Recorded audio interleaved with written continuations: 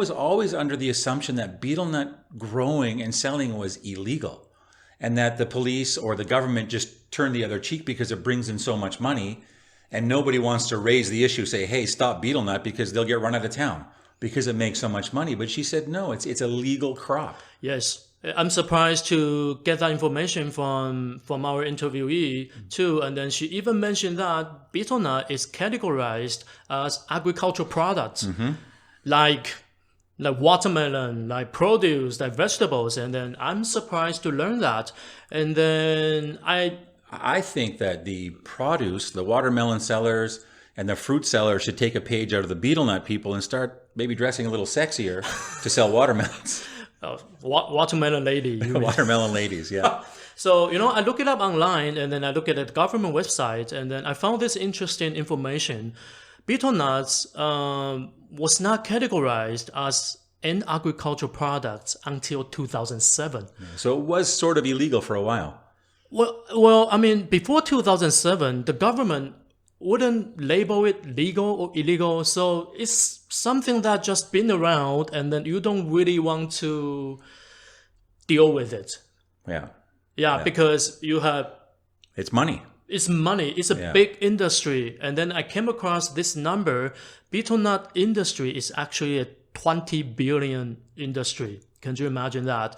And the betel nut, well, ever since 2007, it became an agricultural product. It becomes the top 2 agricultural products that has the most yields. One is banana, the other one is betel nut. So it's either banana or betel nut. And then I'm really surprised to learn that. Yeah. There's one thing that, we didn't cover with her, but I think that this episode is going to be evolving into a second episode, is I have heard a lot of negative information about the actual betel nut tree and what it's doing to the landscape and the soil and the erosion of Taiwan. I've heard that it's not very good for the environment. Yeah.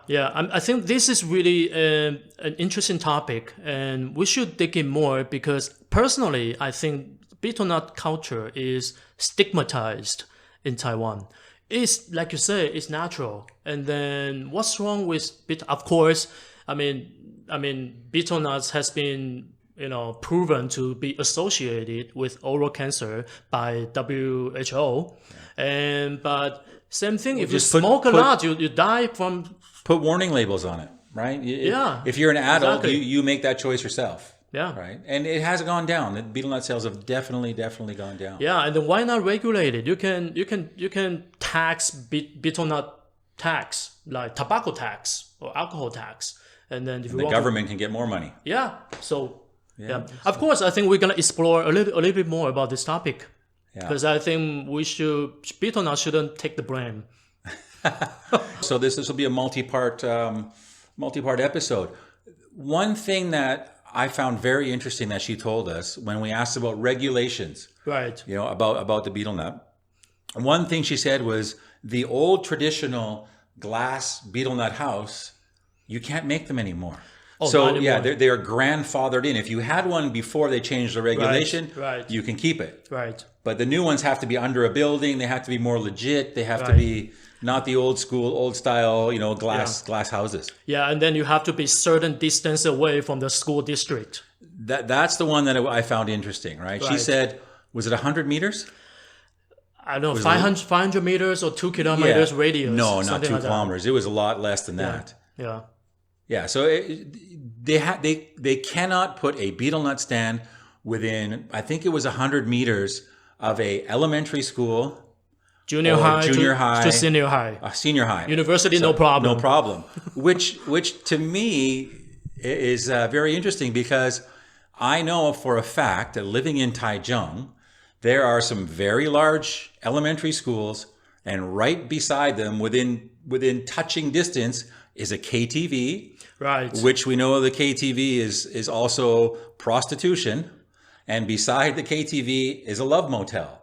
And they have no problem being on the same block as an elementary school, but a betel nut stand can't. Yeah, then they're just picking at betel nuts because it's smaller, I think. So I'm not so sure. I think you can attest to this, Max. a lot of things in Taiwan that I know, it's what you see. It's the perception. If you look at a KTV as you drive by, if you're a parent driving a kid to school, the kid sees a building. Right. It's just a building. It looks like a hotel or it looks like a restaurant. They don't know that behind the scenes it's prostitution. But you drive by a 19, 20-year-old girl in a bikini standing there shaking her butt on the street, the kids will see that. So even though maybe betel nut chewing is not as bad as prostitution in the eyes of the law, you don't want to see it. So they keep it away from the eyes of the public. Yeah, they kind of, but for your information, not every KTV in Taiwan is a prostitution, okay? Not every KTV. Well, okay? Holiday KTV and... They are legit. Cash box, legit. they're all legit. I think our listeners will know the KTVs I'm talking about. They're about as big as a hotel. Yeah, we do have KTVs. Dark windows and someone out front who's valet parking your car. Special VIP rooms. Yes. You seem to know a lot about these KTVs. I heard my friends, okay? Some of my friends visit there, okay? I learned a lot from my friends, okay? Well, we won't talk... KTVs could definitely be another issue, but I will say this, which always strikes me as funny or ironic. The largest, most expensive, famous KTV is across the street from City Hall. Right. So people know it's there. Like the government is right. They can look out the window and wave. They're right there, but it's not a betel nut stand. Yes, you're right. Betel nut culture, betel nut business, they are smaller or they might not look as good as those KTV or hotel motel business. So that's why governments, they pick on it. But then again, I think it has a lot to do with prejudice and stereotypes against this betel nut eating and betel nut culture in this very, very grassroots Taiwanese culture. Yeah. And for the listeners, we have to say as well that the lady we interviewed was, I'm going to guess, mid-40s, right? And she was wearing blue jeans and a t-shirt. Right. She's a shop owner. She's a business lady. Right. Right. And we asked her some questions about it, and she talked about, like it was any small business owner, customer service, right? Keeping your stock fresh, managing your expenses. She's a business lady, right? She seems like she's doing a pretty good job. And then she's proud of her small business because she raises her $3 with this business. So she's a tough lady, and then she's actually proud of what she does. She's like, I'm making a decent living. And I mean, she speaks in Chinese. She said, I don't steal, I don't rob, I don't do anything illegal. Okay, I'm making a living with my two hands. Yeah, she works hard. Yeah, there's no question that she works hard.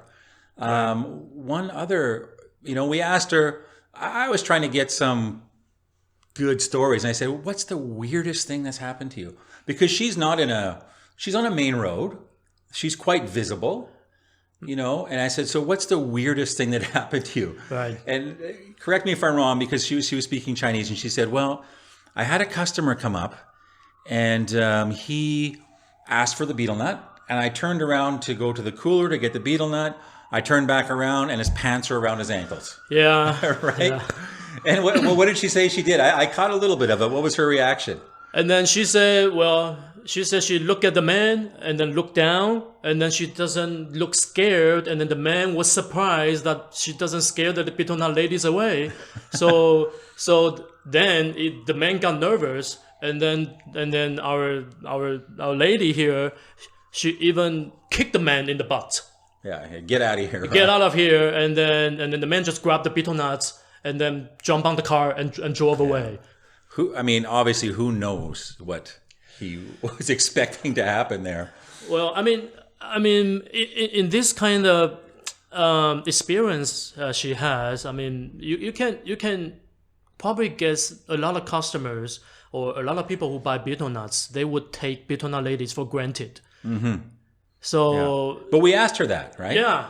And one of her answers was good to hear. She said, as time goes by, the younger generation of people who buy betel nut are more polite. Oh, yeah. Yeah, she was really excited to tell us that the kids are like kids. I mentioned don't know that. how old the kids are, but she's saying they're very polite. Right. She was even surprised to hear a thank you from a customer. She said, I don't usually get thank you a lot. And then I'm surprised that the younger generation right now, they are so polite. They even say thank you to me. And then she was like, wow, it is 2021. It's not 1990s anymore. Yeah. Okay, so Max, that's a very good start to our dive into the betel nut culture. Please stay tuned next episode as we continue to talk to people and investigate stories around the betel nut phenomena. Yeah, stay tuned. We got more in stories.